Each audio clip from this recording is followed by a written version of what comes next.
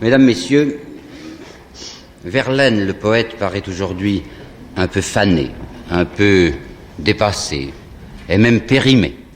On répète volontiers de lui que c'était un impressionniste, et bien entendu qu'après les merveilles de l'art cubiste ou surréaliste ou abstrait, l'impressionnisme, ça date. De ce déclin de Verlaine, les professeurs nous donnent volontiers quelques preuves, deux preuves en particulier: les sévérités d'André Breton et la censure de Thierry Monnier. André Breton, il n'y a pas tellement longtemps, renvoyait avec dédain Verlaine, en même temps que sa main, à ce qu'il appelait les émois des petites pensionnaires de province. Et vous savez certainement que Thierry Monnier, dans son anthologie de la poésie française, a complètement annulé et supprimé le personnage de Verlaine. Pas un vers de lui dans cette grande anthologie. Vous avouerez cependant que j'ai un peu de mal à garder mon sérieux, enfin à prendre ça au tragique, devant ce coup de hache, ou si vous voulez, ce coup de canif. Car enfin, sur l'autorité que peut avoir Thierry Monnier en matière de discernement poétique, il me semble que nous sommes immédiatement renseignés, et par lui-même, et de la manière la plus complète. Car si vous avez feuilleté cette anthologie de la poésie française, vous êtes certainement aperçu que si Verlaine est disparu, pour tenir la place de Nevermore, par exemple, ou du Brin de Paille, ou de ces belles choses qu'on pourrait extraire de sagesse, il y a tout un stock de vers de Mirliton de M. Charles Maurras, de quoi nous rassurer tout de suite et tout à fait. Vous comprenez bien qu'en réalité, ce sont des raisons extralittéraires qui le font agir. Passons. Et je crois aussi que ce sont des raisons extralittéraires qui justifient les sévérités d'André Breton. Voyez-vous, Verlaine a été tout de même un poète chrétien. Il a fait des vers chrétiens. Et les surréalistes sont tels que le christianisme leur apparaît comme une tare irrémissible. Regardez ce qu'ils ont fait à l'égard de Rimbaud, par exemple. Ils se réclament de Rimbaud, ils ont raison de se réclamer de Rimbaud, mais il leur faut absolument que Rimbaud jamais n'ait été chrétien, et que si, à la fin de sa vie, tout à fait sur son lit de mort, il a accepté, ou j'aimerais mieux dire selon eux, subi les derniers sacrements, c'était dans un état comateux et qui n'indique plus rien. C'est curieux de voir comme les surréalistes, qui sont des gens très attentifs aux mystères, qui sont inclinés même du côté du surnaturel, récusent le surnaturel dès qu'il est chrétien. Depuis la fin de la guerre, des travaux importants ont été faits sur Verlaine. Il y a ceux d'Antoine Adam, qui avait commencé avant la guerre et qui a publié, il n'y a pas tellement longtemps, je crois à peu près 2 ans, un tout petit livre chez Atiens, de ces livres scolaires qui n'ont l'air de rien. Enfin, on se figure que nous autres, c'est pas la peine qu'on le lise, et au contraire, ce Verlaine, l'homme et l'œuvre d'Antoine Adam, va très loin, apporte des faits nouveaux, est un livre de premier plan. Puis il y a la thèse de mon camarade Borneck sur les poèmes saturniens, qui nous a appris quelque chose d'important que je vous signalerai tout à l'heure sur un personnage qui a compté chez Verlaine et je ne le savais pas. Et puis il y a un petit ouvrage également dans une collection facile, la collection des poètes d'aujourd'hui, je crois, de Pierre Segers, c'est le livre de Jean Richer sur Verlaine. Voilà 3 documents, enfin 3 livres importants depuis la guerre qui attestent que Verlaine n'est pas si éloigné que ça de nous. Alors essayons de voir comment se présente cette destinée. Ben, voyez-vous, c'est une tentation évidente pour un écrivain, pour un critique, pour un professeur, et je n'oublie pas que j'ai été longtemps professeur. C'est une tentation de découper une vie en étapes distinctes, parce que c'est plus commode, et pour l'intellection, et pour la présentation. Mais je vous assure aussi qu'on ne se trompe pas avec Verlaine en découpant cette vie, car elle a des sections. Elle est admirablement, elle est nettement ordonnée. Vous allez voir comment on aperçoit 6 étapes dans ce destin. La première étape, c'est la plus longue, celle qui comprend l'enfance et l'adolescence. Alors, de sa naissance, 1844, à une certaine date que vous verrez très précise. Pourquoi ? Le 30 décembre 1865. Qu'est-ce qu'il y a à l'intérieur ? Alors donc, sa naissance, en 44, à Metz. Il se trouve que son père était officier. Vous savez que c'est un autre rapprochement avec Rimbaud, puisque Rimbaud aussi était un fils d'officier. Son père n'est pas resté longtemps à Metz. Il a pensé qu'il fallait venir tout de suite s'établir à Paris pour l'éducation de l'enfant. Et ce que je dois souligner tout de suite, c'est important, c'est que ce petit Verlaine a eu une enfance heureuse. Texte de lui. Or, je naquis choyé, béni. Voyez, comparé avec l'enfance de Baudelaire, par exemple, où il y a cette blessure, enfin ce profond traumatisme chez Baudelaire. Rien de semblable chez le petit Verlaine. Tout va bien tout de suite. Des parents qu'il aime, il est fils unique, on l'adore, enfin il est élevé doucement, tendrement, dans le bonheur. Et tout à coup, voilà la date coupure, la date grave dans sa vie, ce 30 décembre 1865, qui est la mort brutale de son père. Essayons de bien comprendre. Voyez-vous, ce qui se passe ce jour-là pour lui, c'est la première rencontre avec la mort. Il est le fils de ce qui n'est déjà plus. Il comprend dans sa chair même, la puissance déchirante de ce mot, le passé. C'est fini, c'est complètement fini, et pour toujours, le temps où tout son horizon, c'était cette chambre et deux visages. Sentiment de l'irréparable, sentiment de l'éphémère. Surtout une poignante douleur qui est en lui de ce qui est derrière lui maintenant. C'était certainement ce qu'il y aura de meilleur dans sa vie. C'était le temps de son innocence. Un mot qui compte beaucoup pour lui, bien sûr, depuis quelques années. Il a fait la découverte d'autres joies, beaucoup plus fulgurantes que les joies de l'enfant. Il nous parle dans un texte de la fin de sa vie de l'aurore de la vie avec son clairon fou. Il s'est jeté sur des corps féminins et masculins, car il a fait tout de suite des expériences homosexuelles. Il y a goûté en effet des plaisirs furieux. Et maintenant, le jour où son père est mort, le jour où on enterre son père, il voit ça avec horreur, avec dégoût. Rien ne l'intéresse plus du côté de ces plaisirs qui lui étaient foudroyants et fulgurants. Il ne voit plus que l'étendue noire du néant, où il entrera sans doute bientôt, ou peut-être plus tard, cette immense étendue sombre où il avait cru un certain temps qu'il y avait quelqu'un, et où il a le sentiment maintenant qu'il n'y a personne. La deuxième étape, infiniment plus courte, la première ayant 21 ans environ, la deuxième étape commencerait donc, mettez si vous voulez le 1er janvier 66, et la coupure, qui n'est pas marquée cette fois par une date, mais qui est tout de même sensible, c'est l'été 1869, milieu de l'année 1869. Qu'est-ce qu'il y a dans cette seconde partie? Il y a d'abord ceci, un homme visiblement devant nous, qui glisse, qui s'enfonce, qui s'enlise. Dans quoi? Dans la boisson et dans la luxure. Dans la boisson, deux preuves. J'en trouve une dans une lettre à Copé, son camarade Copé, qui ne prenait d'ailleurs pas très au sérieux, nous le reverrons tout à l'heure.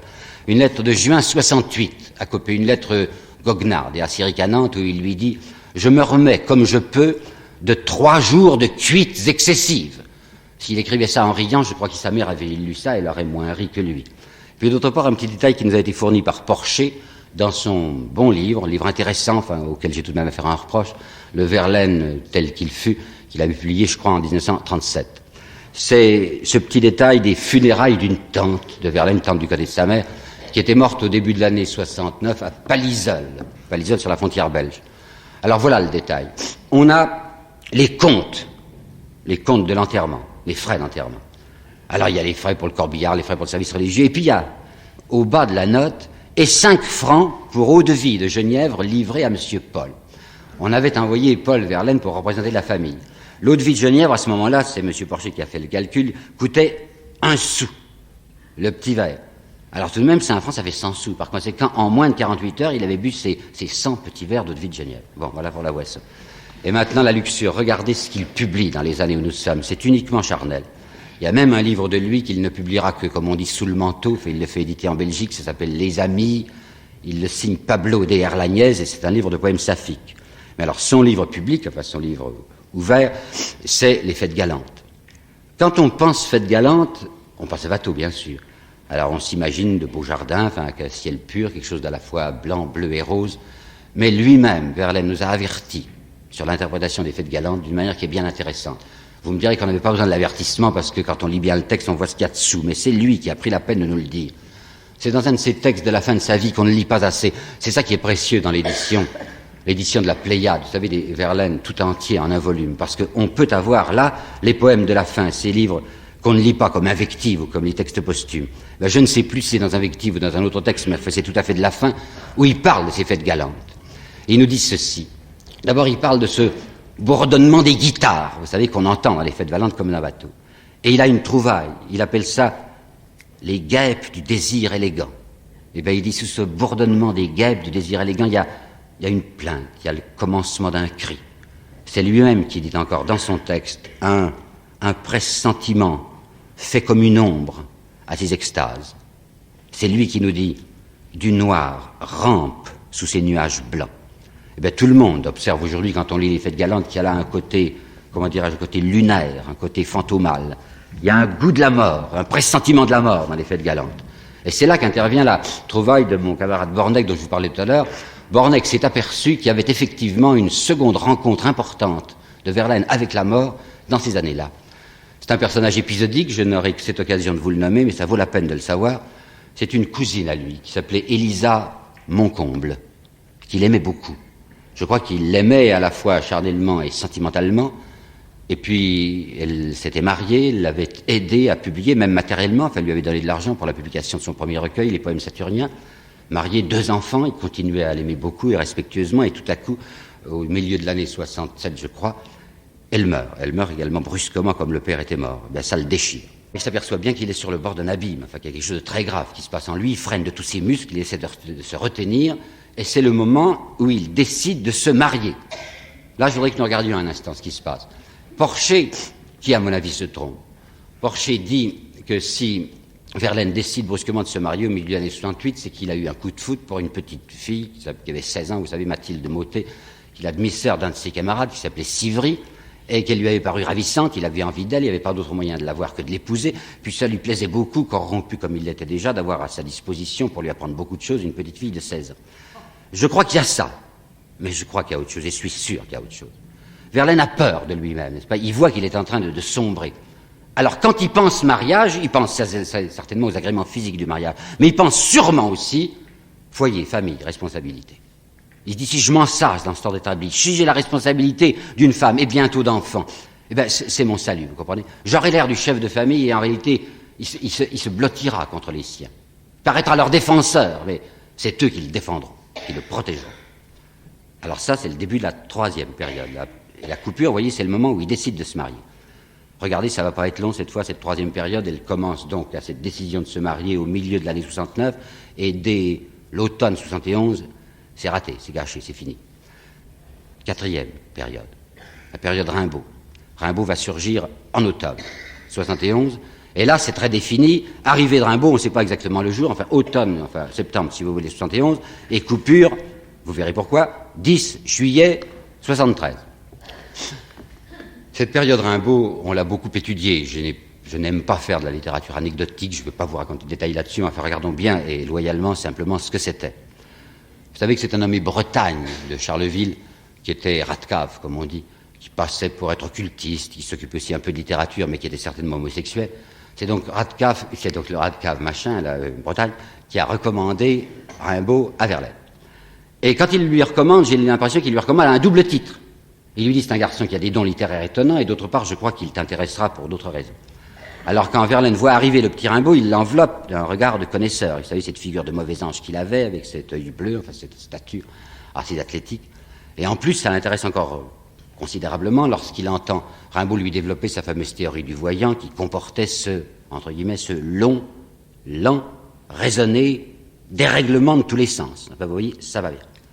Seulement voilà que Rimbaud va retourner le jeu en un instant. De proie qui devait être, c'est lui qui devient rapace. De victime qui devait être, c'est lui qui devient dominateur.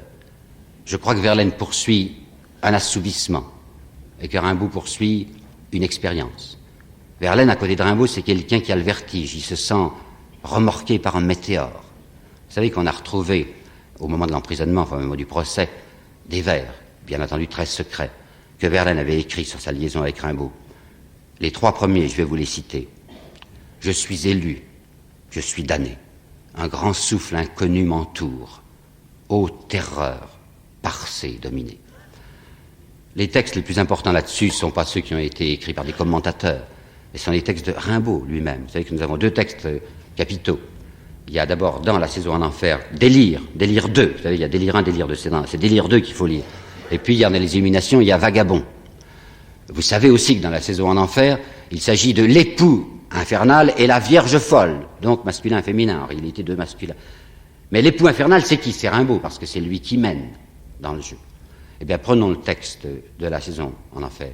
Le pitoyable frère, dit-il en parlant de Verlaine, le pitoyable frère me réveillait la nuit pour me hurler aux oreilles son songe de chagrin idiot. Il se sentait, disait-il, la bouche pourrie, les yeux arrachés. C'était des cauchemars qui, en effet, venaient à Verlaine lorsqu'ils étaient ensemble à Bruxelles ou à Londres. Il s'était vu comme ça, il s'était vu que les yeux arrachés, la bouche pourrie, et il venait réveiller, secouer Rimbaud pour lui dire « Qu'est-ce que tu m'as fait faire ?» Et la phrase que je vais vous citer maintenant, qui est au féminin, vous la transposerez tout de suite au masculin, puisque c'est en réalité Verlaine qui parle. C'est la Vierge folle qui dit ça, la Vierge folle Verlaine. « J'ai été si sérieuse, jadis. J'ai quitté tout mon devoir humain pour te suivre. C'est exactement ça qui s'était passé de la part de Verlaine à l'égard de Rimbaud. Et c'est vrai que Rimbaud lui a fait faire des choses atroces. Vous savez comment tout ça va se terminer? Oui, vraiment, terminaison de la 4e étape, c'est le coup de feu qui va tirer, les 2 coups de feu qui va tirer dans cet hôtel de Bruxelles, rue des Brasseurs, sur son camarade et complice Rimbaud, et puis l'arrestation, la prison. 10 juillet 73, fin du drôle de ménage, fin de la 4e période. Alors maintenant, voilà cette 5e période. Et je me rappelle bien que, il y a de ça 15 ans, 20 ans, quand j'étais professeur, je sautais là-dessus, me rendant pas compte que c'était une période capitale. Quand on évoque cette vie de Verlaine, on voit d'habitude comme chose importante son adolescence, ses premiers vers, son aventure avec Rimbaud, puis la fin, où il devient un personnage assez illustre, quoique sordide, nous verrons. Mais il y a justement au milieu 10 années qui sont d'une importance capitale et sur lesquelles justement M. Antoine Adam nous a apporté des révélations très éclairantes. 10 ans cette fois, et parfaitement définies, 2 dates. 10 juillet 73, l'incarcération, l'incarcération, et 7 avril 83, donc 10 ans. Alors quoi? Bien d'abord le fait qu'il est en prison. Et vous savez sans doute qu'il a désiré changer sa prison commune de Bruxelles avec un emprisonnement cellulaire, donc tout seul en cellule, à Mons. On nous dit, c'est probablement vrai, qu'il a choisi le régime de cellule parce que ça abrégeait le temps de sa détention. Je crois qu'il y a cependant autre chose. Verlaine, qui est désintoxiqué maintenant par le fait qu'il est en prison et qu'il ne peut plus boire, se reprend, se récupère, comme on dit, fait un examen de conscience, et désire être seul, être absolument seul, précisément pour ne voir personne et penser à lui-même, penser à cette extraordinaire et affreuse aventure qui est la sienne jusqu'à présent. Donc il est en cellule. Et en effet, il change profondément et moralement dans sa cellule, car c'est là qu'il va se convertir. Toujours est-il qu'une preuve qu'il a bien changé, c'est ceci. Tout à coup, pendant qu'il est dans sa prison, et qu'il pense tout le temps à son foyer en se disant « je pourrais peut-être le reconstruire, enfin je vais peut-être être capable de refaire une vie droite et honnête et d'élever mon gamin », tout à coup il apprend que, profitant de son emprisonnement, son beau-père, le notaire Mottet, avait obtenu tout ce que l'on pouvait obtenir en fait de divorce à ce moment-là, puisque le divorce n'était pas encore rétabli, il sera en 86, c'est-à-dire un jugement de séparation du tribunal civil de la Seine. Alors la séparation est déjà prononcée. Ben, s'il avait été ce qu'il était encore l'année dernière, il aurait accepté ça, enfin accueilli ça avec une espèce de fureur, vous comprenez, une haine contre son beau-père qui a fait ça. Pas du tout. Il fait à cette nouvelle qui le déchire un accueil en larmes. C'est le moment où il écrit ces très beaux vers que vous savez, qui sont dans Sagesse. Bon chevalier masqué qui chevauche en silence, le malheur a percé mon vieux cœur de sa lance. On m'a cassé ma vie, dit-il à ce moment-là. Il avait déjà dit ça en 73, c'était un peu tôt, parce que c'est tout de même lui qui s'était cassé sa vie en 73. Mais c'est vrai qu'en 78, après cet effort extraordinaire qu'il avait fait pendant des années sur lui-même, on lui casse sa vie parce que maintenant il était prêt à recommencer et sa chance était là. Elle était dans ce foyer qui ne demandait qu'à se construire. Ben, il n'y a pas moyen. Alors il va retourner à son institution Notre-Dame à Rethel, et cette fois, vous savez, il a reçu un tel coup qu'il vacille tout de même. Il vacille en ce sens qu'il a moins de courage, puisqu'il ne voit plus d'espoir devant lui, moins de courage pour tenir bon devant cette tentation permanente de l'alcool. Dans cette petite ville de Rethel, et vous pensez surtout dans ce collège catholique, il était surveillé et par tout le monde dans la ville, et par les élèves et par les maîtres. Il ne pouvait pas boire dans un bistrot, alors il buvait tout seul, il s'enivrait dans sa chambre. Il vacille et il se crispe d'autant plus. Dans la mesure où il se sent vulnérable et menacé, il se durcit, enfin il prend à son égard même une attitude de violence, de véhémence. À ce point qu'il va en devenir assez ridicule, un peu ridicule, et qu'un sobriquet va lui être piqué sur le dos par les élèves. Vous savez, ça se fait, ça. J'ai certainement eu un sobriquet quand j'étais professeur, enfin chaque professeur a son sobriquet. Eh bien c'est assez curieux de voir ce qu'était le sobriquet de Verlaine. Vous savez, quand on pense à Verlaine, on voit surtout l'homme de la fin, enfin, cet homme assez souillé, sordide, affreux. Il va penser que les élèves, à cause de l'attitude qu'il avait, toujours si dure, si rigide à l'égard de lui-même, à cause de cette petite barbe qui se laissait pousser maintenant en 2 points, l'avait baptisé Jésus-Christ. Eh bien, Jésus-Christ va faire une fameuse imprudence à Pâques 79. Je vous ai dit, parce que c'est vrai, qu'il avait naturellement caché tout son état civil, enfin tout son pédigré, tout son passé assez religieux de Notre-Dame. Il ne savait pas, les gens qu'il avait engagés, ce qu'avait fait ce monsieur Verlaine, il ne savait même pas qu'il avait écrit des choses. Et à Pâques 79, voilà l'évêque du diocèse qui s'appelle Monseigneur Langénieux, qui vient en tournée pastorale. Alors Verlaine demande à l'évêque un entretien particulier et secret. Je suppose que l'évêque s'est dit, c'est un monsieur qui veut de l'avancement, enfin on va le recevoir, et je suppose aussi qu'il le reçoit dans le bureau du directeur, du supérieur. Alors toute porte bien fermée, Voilà Verlaine qui se décide à lâcher tout son secret. Sa hotte, cachée, il la déverse devant l'évêque. Il dit à l'évêque ce qu'il n'a jamais dit à personne. Il dit, voilà ce que j'ai fait. Voilà ma vie. Il raconte son aventure avec Rimbaud.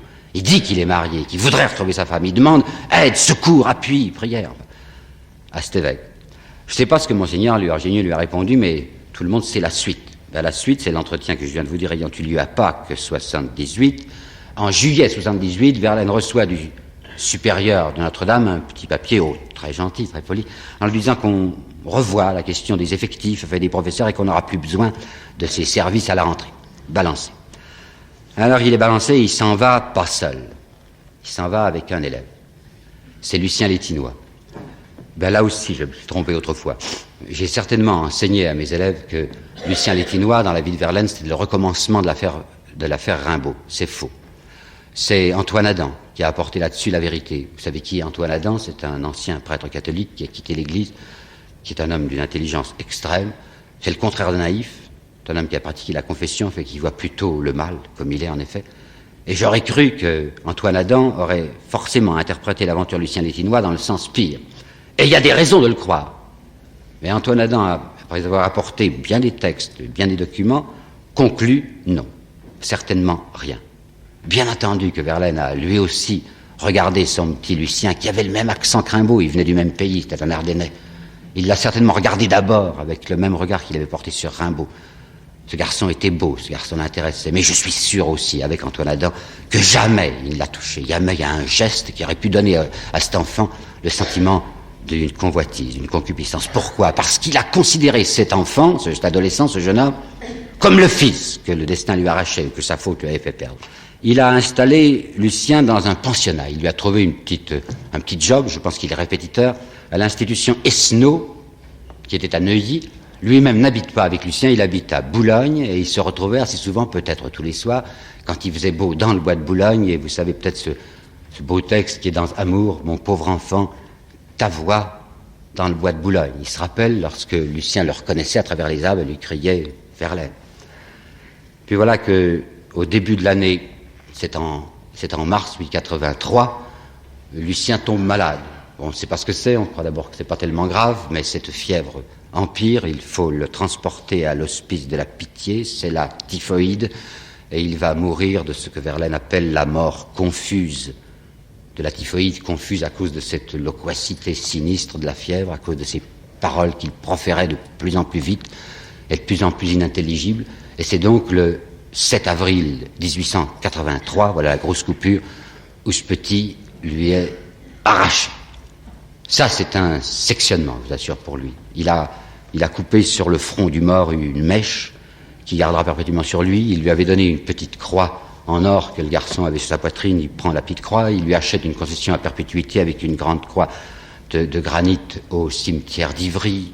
Il écrit là-dessus ces choses sanglotantes que vous trouvez dans Amour, l'affreuse Ivry, il y avait cet enfant, etc. Puis je voudrais vous dire 2 vers qui vous montreront la profondeur de cette blessure. Cela dura 6 ans, puis l'ange s'envola. Dès lors, je vais hagard, et comme ivre, voilà. Il a 39 ans. Fin de la 5e période, début de la 6e et dernière période, 13 ans et au bout la mort, donc parfaitement délimité aussi. 8 avril 83, la mort de Lucien, et sa mort 8 janvier 96. Alors voilà, c'est complètement fini. Il est l'homme, désormais, l'homme à la côte, vous comprenez, l'homme au bras cassé. C'est un monsieur qui fait grand usage de l'absinthe et des filles, sans dédaigner quelques avertis. C'est le client habituel des hôpitaux de Paris, une espèce de gloire.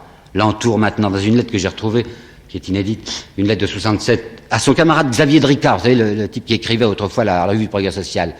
Une lettre de 87, il lui dit, tiens, la gloire maintenant pour moi, comme la moutarde après le dîner, c'est quand sa vie est ratée que la gloire lui vient. On s'aperçoit qu'il est tout de même un grand poète, qu'il avait écrit des choses pas mal. C'est une gloire assez, oui, éclatante si vous voulez, mais en même temps assez hideuse, assez sordide, parce que c'est le clochard poète, enfin c'est l'homme qui est perpétuellement ivre, qui est bien amusant, qu'on interviewe, les étudiants l'entourent pour se moquer de lui. Mais enfin, il y a de braves gens qui organisent des souscriptions, il y a M. de Montesquieu qui fait une souscription en sa faveur, on lui organise même des tournées de conférences, comme il dit, gentleman improvisé. Il va parler en Angleterre, il va parler en Hollande, il va parler en Belgique, il s'y conduit très mal, il fait des conférences, paraît-il, dans un état d'ébriété avancé. Puis enfin, il travaille tout de même, il publie des choses et un recommencement d'aisance lui vient, chose qu'on ignore d'habitude, on croit qu'il est mort dans la misère, pas du tout. À partir de 94-95, il lui vient tout de même un petit peu d'argent, il peut se remettre bourgeoisement, presque en ménage, avec une ancienne prostituée qui s'appelait Eugénie Krantz, qui était décidément préférée à Philomène Boudin. Enfin, il s'installe, comme vous savez, rue des Cartes, et c'est là que la mort va le prendre en janvier 96. Voyez-vous, il y a 4 vers de Verlaine que je vais vous dire, et que je voudrais que tout le monde garde inscrit dans sa mémoire quand on veut parler de Verlaine, quand on veut penser à Verlaine. Ces vers sont de 86, et si j'insiste sur la date, c'est que vous vous rappelez que c'est en 85 qu'il a eu son affaire de Vouziers, enfin sa condamnation et sa deuxième tentative pour tuer sa mère. Ces vers de 86 sont intitulés « Mains » et Mayennes, mes mains. Il s'agit de ses propres mains. Il regarde ses mains comme s'il les voyait douées de je ne sais quel pouvoir autonome, comme si elles ne lui appartenaient pas. Et il écrit exactement ceci. « J'ai peur à les voir sur la table, préméditer là sous mes yeux. Quelque chose de redoutable, d'inflexible et de furieux. » C'est un pécheur jusqu'à la fin qui se cramponne à l'espérance. Quoi donc? Quelle espérance? L'espérance que sa faute permanente, sa faute charnelle, c'est tout de même de celle qui se pardonne. Écoutez ça de lui. C'est l'offense de la chair, dit-il, pas de l'âme. La chair, elle est coupable, elle est infirme, elle est souillée, il faut qu'elle s'assouvisse telle que je suis. Mais l'âme, derrière, elle reste intacte et donnée, et aimante, et espérante. Et c'est vrai tout de même, vous savez qu'il y a bien pire que la luxure pour vous perdre, que l'inhumanité est pire, que la méchanceté est pire, que l'exploitation d'autrui est pire. Et quand je pense à ce dévot, décoré, honoré, grand ami du clergé, et sobre et bon père de famille, mais qui sait comment l'argent se gagne sur le dos des faibles et des pauvres, je pense que tout de même, au dernier jour, beaucoup, dit Mauriac, font profession de servir le Christ qui n'ont jamais su qui il était. Finir sur un texte de Claudel que vous savez, mais que je ne résiste pas à la joie de lire, la fin du second poème qui s'appelle L'Irréductible. Le vieil homme à la côte est parti. Il a rejoint le bateau qu'il avait débarqué et qu'il attendait en ce port noir. Mais nous n'avons rien remarqué, rien que la détonation d'une grande voile qui se gonfle et le bruit d'une puissante étrave dans l'écume, rien qu'une voix, comme une voix de femme ou d'enfant ou d'un ange qui appelait Verlaine dans la brume. Mesdames, Messieurs, parler sur Arthur Rimbaud, c'est pas un sujet de tourpeau. Vous savez qu'on se bat autour de lui et que ça a commencé à peine était-il mort. Il est mort en novembre 91 et presque immédiatement, des interventions se sont produites dans la presse assez violentes entre Isambard, qui avait été son professeur de rhétorique, et Berrichon, qui était son beau-frère posthume. Immédiatement, le combat. Ce combat s'est agrandi et est devenu de plus en plus violent au moment où Claudel a publié en 1912, je crois, une introduction à la première réunion complète des œuvres de Rimbaud qui était au Mercure, et c'est dans cette très belle préface qu'il avait trouvé cette formule « Rimbaud mystique à l'état sauvage ». Alors les surréalistes, au bout de quelques années, se sont élevés avec une extrême violence contre cette affirmation de Claudel, disant qu'à aucun degré, Rimbaud ne pouvait passer pour un mystique. Et puis vous n'ignorez pas qu'il y a peu de temps, en 1951, je crois, Etiamble, mon camarade Etiamble, le professeur à Montpellier, a publié une thèse fracassante qui s'appelle « Le mythe de Rimbaud ». Et dans cette thèse, avec une allégresse extraordinaire, on peut dire qu'il distribue des coups de bâton à tout le monde. Je voudrais vous montrer 2 exemples de destinées humaines, concrètes, temporelles, immédiates, enfin des gens existants, qui ont été transfigurés, modifiés, bouleversés totalement par la rencontre, et je dis la rencontre spirituelle avec Rimbaud. Premier exemple, Claudel. Claudel l'a dit 10 fois, 20 fois, ce que ça avait été cette rencontre avec Rimbaud, et comme ça me tracassait tellement, et que j'ai le bonheur de connaître bien Paul Claudel, je l'ai interrogé, je lui ai demandé, enfin lentement et face à face, qu'est-ce qui s'était passé. Alors voilà ce qu'il m'a raconté. Ça se passe donc en juin 1886. C'est un Claudel qui a 18 ans. Claudel est à ce moment-là, il vient de finir ses études universitaires, il est absolument matérialiste et déterministe. Il n'est pas heureux de l'être, mais il a le sentiment que sa raison ne peut pas concevoir autre chose. que le monde ne lui apparaît que comme un ensemble de phénomènes régis par des lois, tout ça extrêmement abstrait, ces phénomènes mêmes étant peut-être plus ou moins irréels, peut-être que tout ça n'est qu'une illusion, enfin un univers déterministe et moniste. Quand, dit-il, un jour de juin 86, il se rappelle fort bien, il disait qu'il était, je crois, autour du jardin du Luxembourg et qu'il lisait une revue, il se tenait au courant, enfin une revue d'avant-garde, qui s'appelait La Vogue, et dans ce petit fascicule de La Vogue, il y avait les premiers poèmes que l'on publiait, des poèmes en prose, de ce nommé Arthur Rimbaud, dont personne ne savait rien. On croyait même qu'il était mort, puisque c'était indiqué « Feu Arthur Rimbaud ». Et c'était les textes d'illumination que ce jeune Claudel de 18 ans lisait. Notez, les illuminations, pas la saison en enfer. Or, la saison en enfer est un texte religieux, mystique, nous y reviendrons. Les illuminations, pas du tout. Eh bien, c'est cependant ce texte-là, c'est bien le premier texte, m'a-t-il dit, le premier texte d'illumination qui s'appelle « Après le déluge », c'est ce texte-là qui a produit chez ce jeune Claudel une espèce de commotion. Il m'a dit exactement ce qui suit. Rimbaud m'a donné le sentiment physique, la sensation du surnaturel. Ce monde dans lequel je vivais et qui me paraissait comme un monde entièrement abstrait est tout à coup redevenu concret. Les phénomènes se sont mis à exister, les choses à être des choses, un monde à la fois concret et poreux, et un monde transparent derrière lequel j'apercevais pour la première fois un grand visage.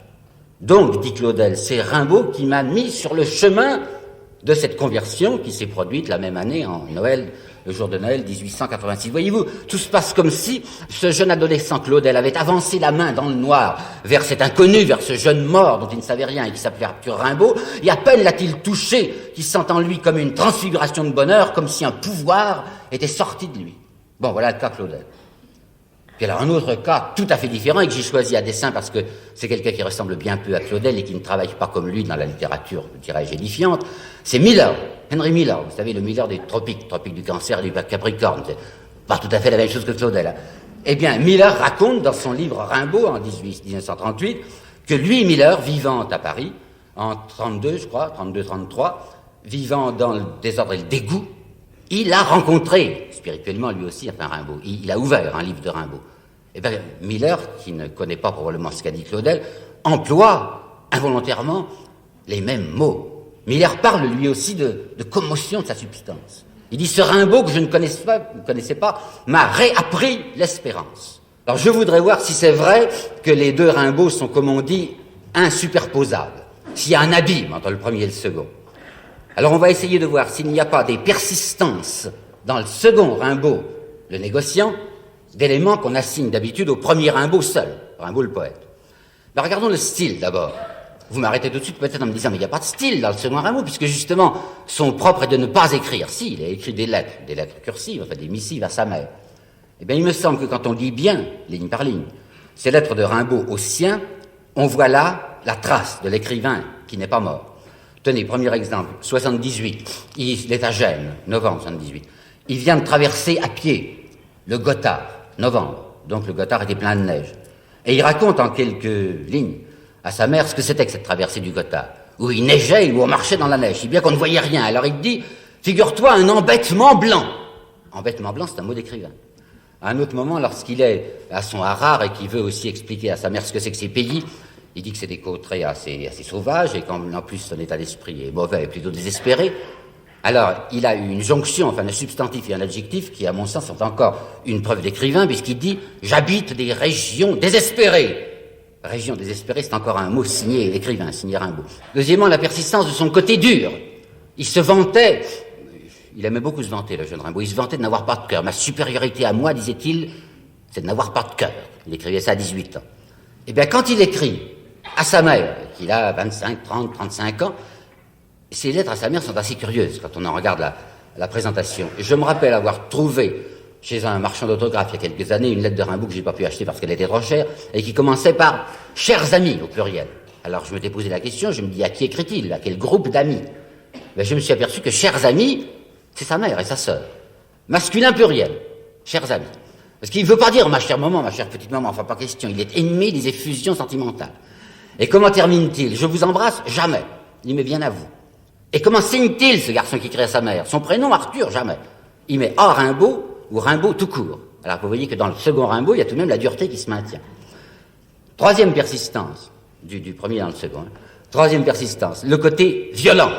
La violence du premier Rimbaud, nous la connaissons assez, c'est pas la peine de multiplier des anecdotes là-dessus. Alors voyons si ce côté violent de 18 ans persiste dans le second Rimbaud. Quelques textes tirés de ses lettres encore. Il parle à sa mère de l'arrivée de l'armée égyptienne au Harar, où il se trouvait en 86. Et il résume, d'une manière très incivile, son sentiment sur l'armée égyptienne en disant c'est un ramas de chiens et de bandits.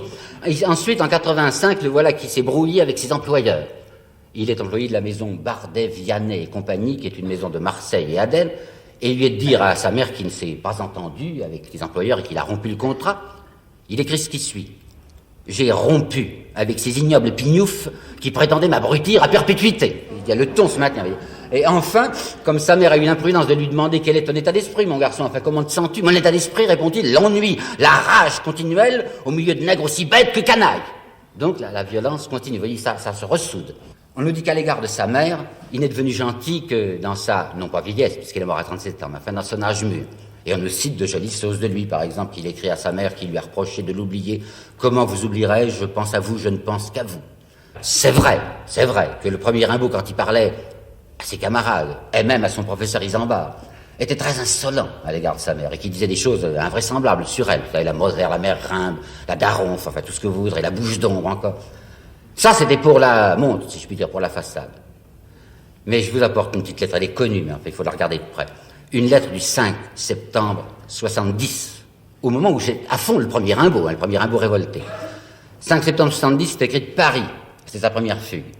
Et il est en prison, bon c'est pas grave, il a voyagé sans billet, on l'a arrêté à la gare, on l'a fourré à la prison de Mazas, le 4 septembre. Non, le 5. Alors, le même jour de sa prison de Mazas, il écrit à son professeur, que j'ai déjà nommé, Isambard, et il lui dit, lorsque vous recevrez cette lettre, écrivez, je vous l'ordonne. Oui, il dit ça à son professeur. Écrivez, je vous l'ordonne, à ma pauvre mère, 5 quai de la Madeleine à Charleville, pour la consoler. Parce que c'est quand ça devient sérieux et quand personne ne le saura, il est gentil avec sa mère.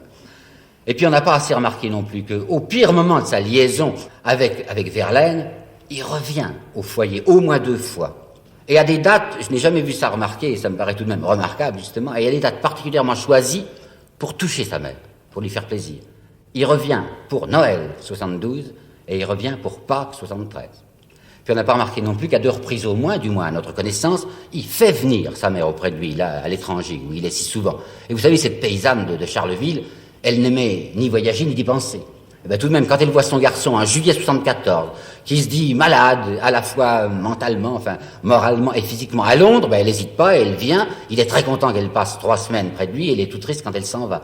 Et ça va recommencer l'année suivante, lorsqu'elle va également venir le rejoindre, sur sa demande, à Milan, au printemps 75. Vous voyez donc, il y a déjà une préexistence du sentiment maternel, en fait, du sentiment tendresse à l'égard de sa mère, chez lui.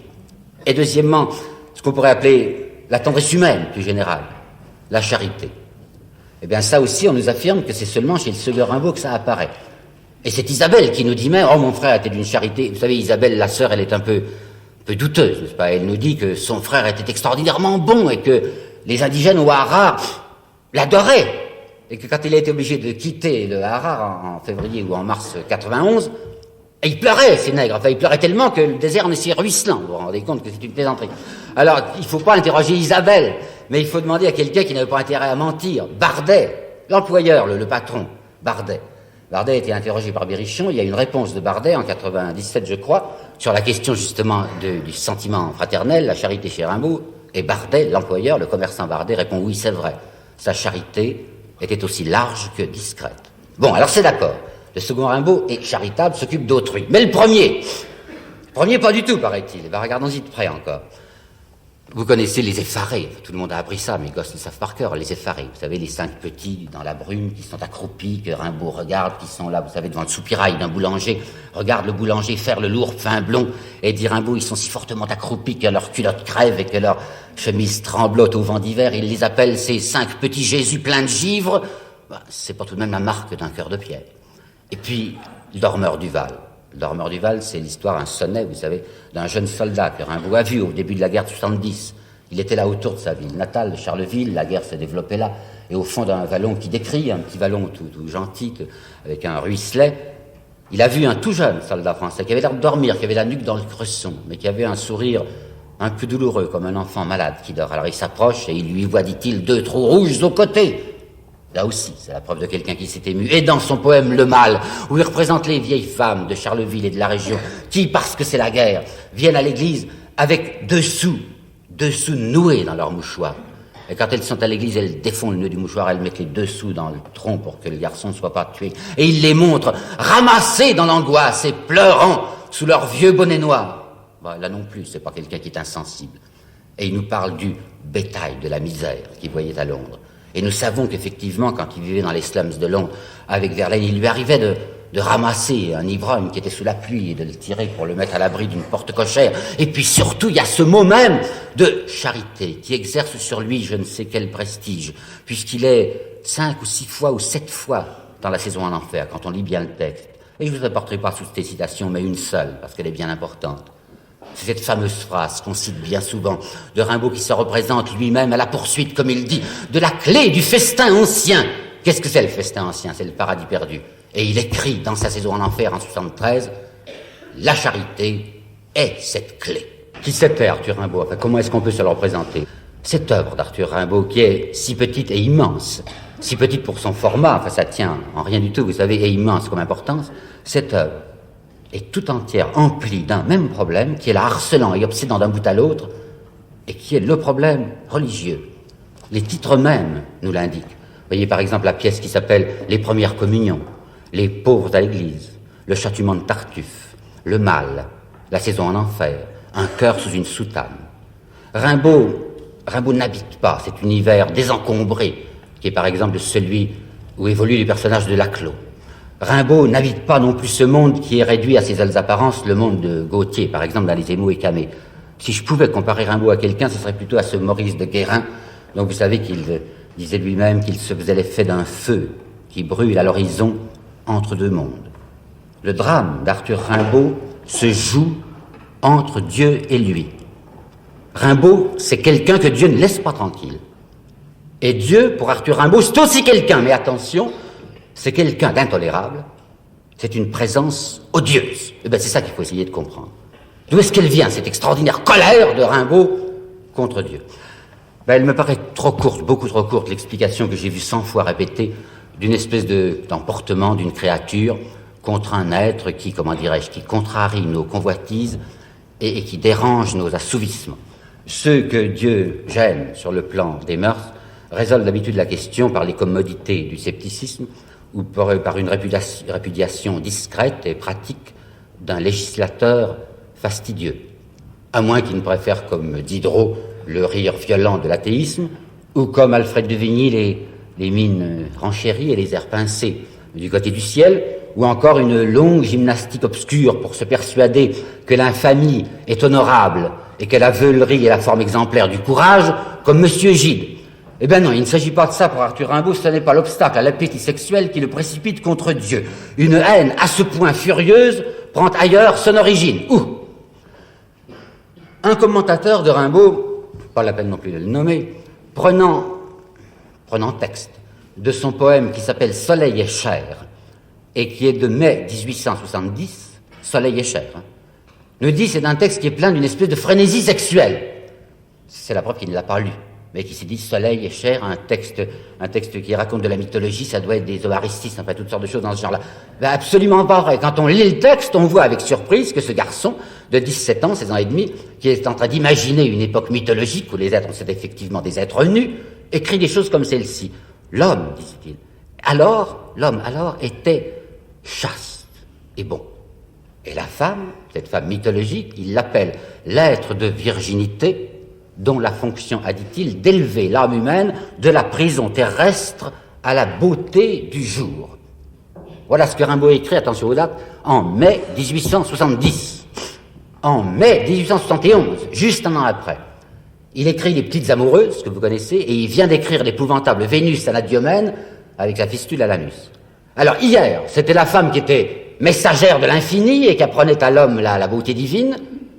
Et aujourd'hui, c'est la dérision vociférante jetée sur le corps féminin. Qu'est-ce qui s'est passé entre les deux? Alors, je vous propose cette interprétation. Il s'est passé, tout simplement, la traversée d'une expérience. Comme si l'âme, prise au piège de la beauté, ayant vu à quoi mène ou conduit, dans le fait, ce transport où on croit aimer au-delà du monde et pressentir l'éternité, vomissait de dégoût dans la convulsion de son détrompement. C'est un garçon de 16 ans et demi, 17 ans qui vous dit tout à coup et violemment « c'est donc ça l'amour ». Et puis tout de suite après « c'est donc ça la vie ». Voyez-vous, le privilège, l'effrayant privilège d'Arthur Rimbaud, c'est ce qu'on pourrait appeler l'intolérance. Cette retombée, quoi, ce désenchantement, cette constatation de la distance amère qu'il y a ici-bas entre l'idéal et le réel dans un monde où l'action n'est pas la sœur du rêve. Tout ça, voyez-vous, tout ça, ça passe sur nous, ça glisse sur nous. Et quand on a 50 ans, on ne se rappelle plus les commotions qu'on a pu avoir adolescent. Chez un homme qui aura Arthur Rimbaud, ça passe pas. Ça lui donne une espèce de spasme d'horreur. Alors immédiatement, cette ferveur qui avait été de la sienne, nous avons la preuve, c'était un enfant fervent. Ce qu'il a va appeler maintenant en ricanant mes nobles ambitions, ou encore ce mot d'innocence qui est un mot qui semble le hanter, tout ça, ça lui paraît une blague, vous comprenez, une affreuse duperie. Et quand par surcroît, devant les yeux d'un adolescent qui est dans un tel état de nerfs, quand par surcroît, voilà la guerre, avec ses réalités atroces, voilà le petit soldat tué, voilà le dormeur du Val, quand il voit à côté de lui, à côté de Charleville, l'autre ville qui est Mézières, qui est incendiée, il dit elle brûle, elle a l'air d'une tortue dans du pétrole. Quand il voit tout ça et quand il voit en plus la répression des Versaillais contre les communards, alors que nous le savons, son cœur allait tout entier du côté des gens de la commune, qui lui paraissaient, et il n'avait pas tort, comme des gens qui luttaient pour la justice et pour la liberté. Et quand il voit maintenant que ces gens-là sont sous la mitraille des Versaillais, sous la vengeance des nantis, sous la terreur blanche des possédants, alors tout flambe en lui, vous comprenez? Et le mal, il dit le mal, oh, il n'est pas là où il désigne les puérilités du catéchisme. Le mal, il est dans l'inertie d'un Dieu qui existe peut-être, mais qui regarde tout tranquillement cet univers affreux dont il est pourtant responsable. Alors du moins la révolte contre ce potentat monstrueux, du moins la révolte contre ce qu'il appelle l'absurdité de la prière, et ces pauvres à l'église, dit-il, qui vont bavant leur foi mendiante et stupide. Révolte contre ce Christ dont il dit le Christ, éternel voleur des énergies. Ben, tâchons de le regarder bien physiquement, comment il était, ce garçon-là. Nous avons 3 textes là-dessus. Il y a un beau texte de Forain. Forain, vous savez, il n'aimait pas trop qu'on lui parlât de Rimbaud, parce que je crois qu'il avait été très étroitement, lié avec Rimbaud. Et il nous dira, Forain, simplement, il avait l'air d'un grand chien.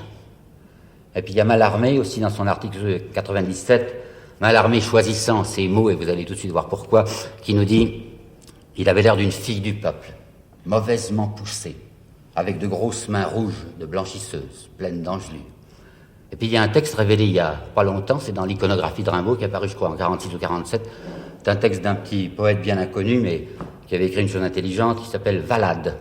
Et le 5 octobre 71, Valade écrit à son copain Blémont, et il lui dit qu'il a fait la connaissance de ce nouveau venu à Paris qui s'appelle Arthur Rimbaud.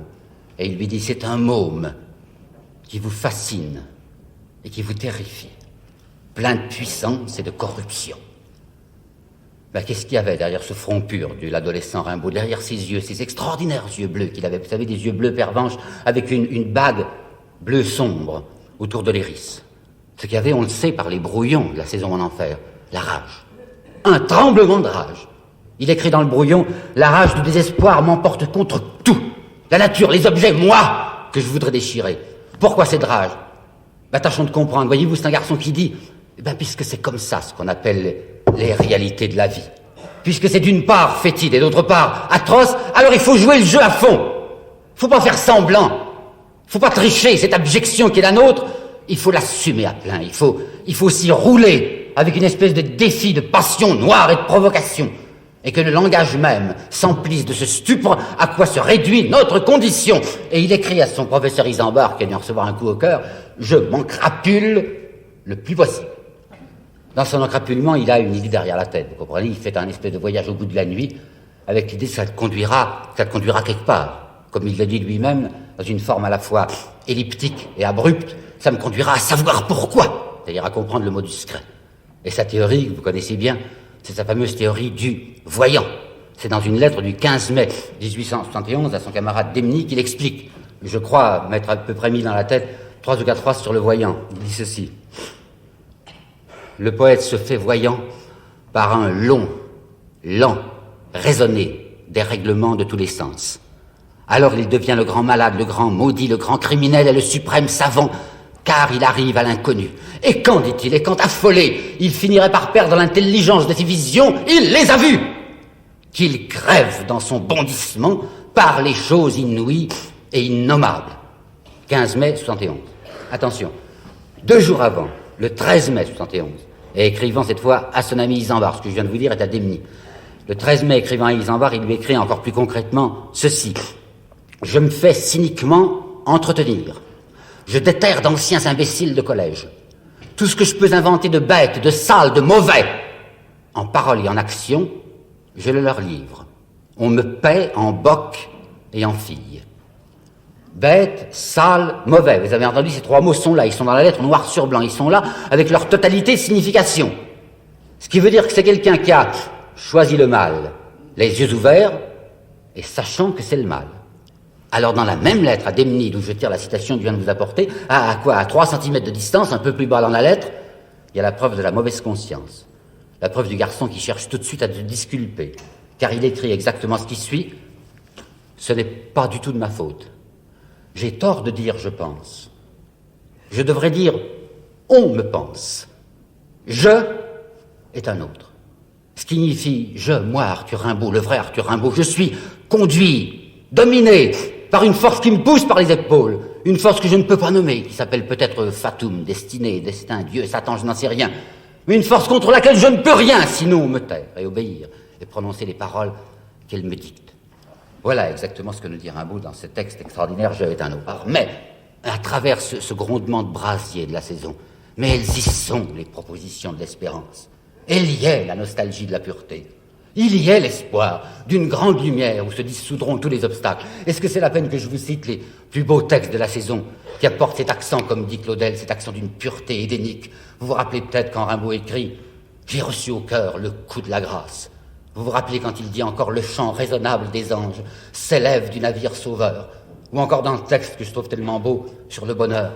Le bonheur, sa dent, douce à la mort, ça veut dire sa dent mortellement douce, m'avertissait au chant du coq dans les plus sombres villes. Ô Christus venit, quand pour les hommes forts, le Christ vient. Et encore le fameux texte sur la vérité qui peut-être, dit-il, est là, qui nous entoure, avec ses anges pleurant. Ô pureté, pureté, c'est cette minute d'éveil qui m'a donné la vision de la pureté. Par l'esprit, on va à Dieu. Déchirante infortune. Et ce que je viens de vous citer, c'est dans un chapitre qui s'appelle « L'impossible ». Ce furieux esprit contre la cage, plein de blasphème hier et de malédiction, et qui, pour ne pas se rendre et pour ne plus souffrir, avait cherché le chemin de l'absence à soi-même et de l'exténuation. Le voilà maintenant qui va ressusciter au seuil de la mort, non pas dans la lâcheté d'une panique, mais dans l'embrasement d'une adhésion. Cette espèce de déchaînement ou de soulèvement torrentiel du ventre de l'enfer, j'ai crié, comme dit le prophète Jonas. Ce déchaînement de oui et de non, d'espoir et de désespoir, et d'adoration et de crachats et de sanglots, tout ce vortex et toute cette trombe qu'était la saison en enfer, c'était malgré lui vers le ciel comme une prière en forme de hurlement. Ce que je demande, ce que je réclame, je n'en sais rien. Et si je pouvais parler, dit Rimbaud, je ne crierais pas. Et tout se passe comme si, mystérieusement, Dieu lui répondait « Penserais-tu donc m'échapper si réduit et si blotti que tu te fasses? Crois-tu donc qu'il est si facile de ne pas m'aimer? Pour ne pas me préférer, il aurait fallu ne pas me connaître. » Et pour finir, je voudrais vous apporter un bien beau texte que tout ce que je pourrais vous dire de mieux moi-même, un texte de Claudel, texte sérieux, à peine un texte littéraire, une prière que Claudel avait écrite en 1935 à la fin de son livre « Un poète regarde la croix ». Il est donc juste, Seigneur, que les yeux levés avec bonne volonté vers votre croix, je vous prie pour Arthur Rimbaud, sans qui mes yeux ne seraient pas ouverts à votre visage. Il y a eu cet adolescent féroce et hagard, ce sauvage, ce forcené, ce vagabond, cet irréductible, ce proscrit, ce désespéré. Il y a tout de même aussi quelqu'un chaque jour qui pense à lui. Il y a quelqu'un, obstinément, pour attester devant Dieu qu'il lui doit tout.